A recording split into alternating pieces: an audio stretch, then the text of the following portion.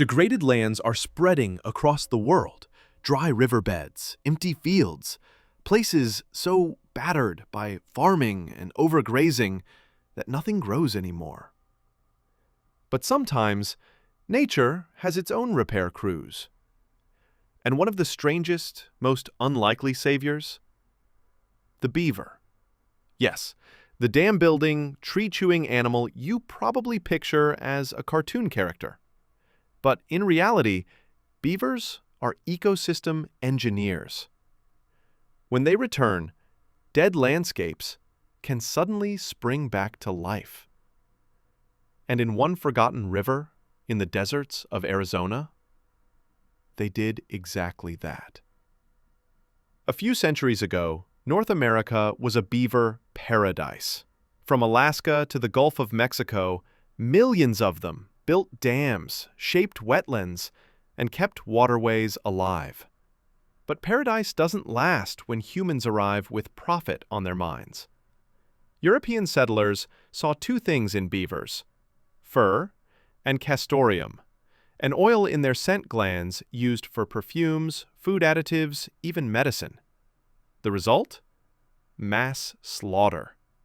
In the 1600s, just one colony in New Netherland was killing 80,000 beavers a year.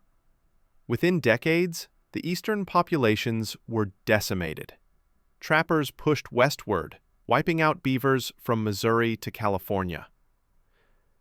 It wasn't the gold rush that truly opened the West. It was the fur rush, and it left destruction in its wake. One of the hardest-hit places was the San Pedro River in what is now southern Arizona. Long before settlement, the San Pedro was a green thread of life running through the Sonoran Desert. A rare perennial river, it supported willows, cottonwoods, and a stunning diversity of wildlife. Beavers thrived here in such numbers that settlers began calling it the Beaver River. But greed doesn't care about names. By the 1800s, trappers had stripped the San Pedro bare. And in the 1920s, the final insult came when soldiers at nearby Fort Huachuca dynamited the last remaining dams. Their reason? They claimed stagnant ponds encouraged mosquitoes. By mid-century, the San Pedro was broken. No longer a lush oasis, it became a seasonal stream, dry most of the year. The beavers were gone, and with them, much of the river's life. For decades, people accepted the damage as permanent. The desert had won.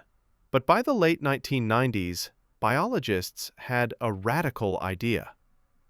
What if the beavers came back? Between 1999 and 2002, 15 beavers were quietly released along stretches of the San Pedro.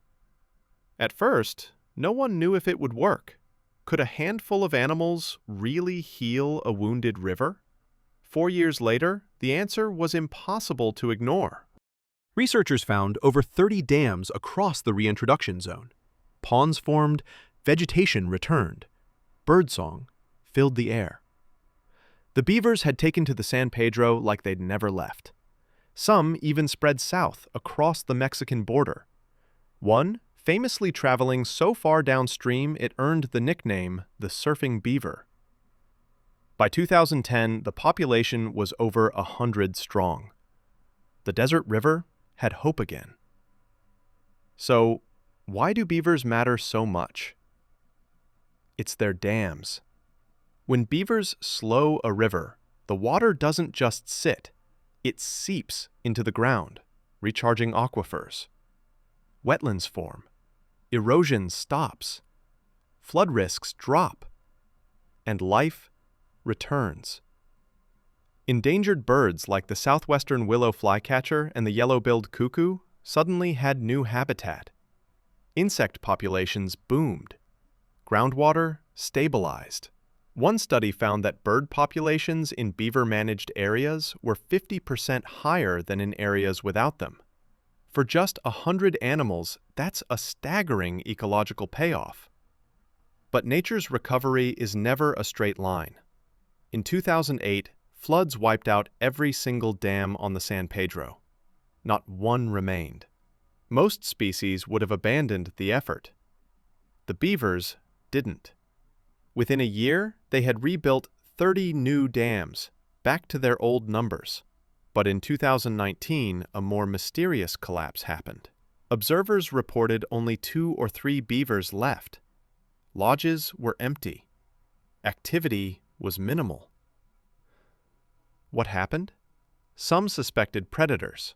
Mountain lions are common in Arizona. Others feared human interference, illegal trapping. And then there were the cattle. Herds trampling riverbanks, disturbing vegetation, and making it harder for beavers to thrive.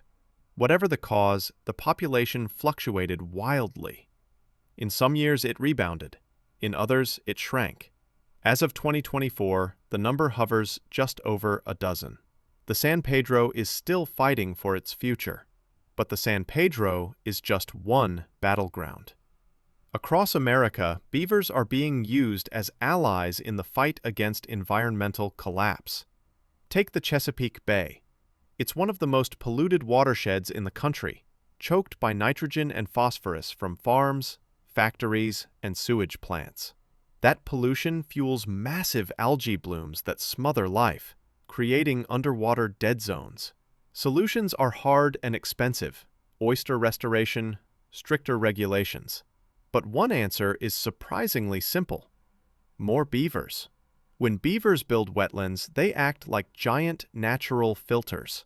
Large ponds can remove up to 45% of nitrogen from flowing water. In other words, the same dams that save desert rivers can also help rescue one of America's most important bays. Beavers are more than animals. They're infrastructure engineers in fur coats, keystone species, the architects of life. But their survival isn't guaranteed. Farmers still see them as pests.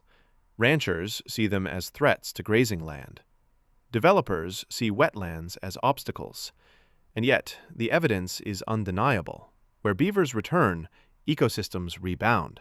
Biodiversity surges. Water is saved. And even in the harshest deserts, rivers can live again. The San Pedro's story isn't over. The numbers rise, they fall, and they rise again. Just like the river itself, it struggles to endure.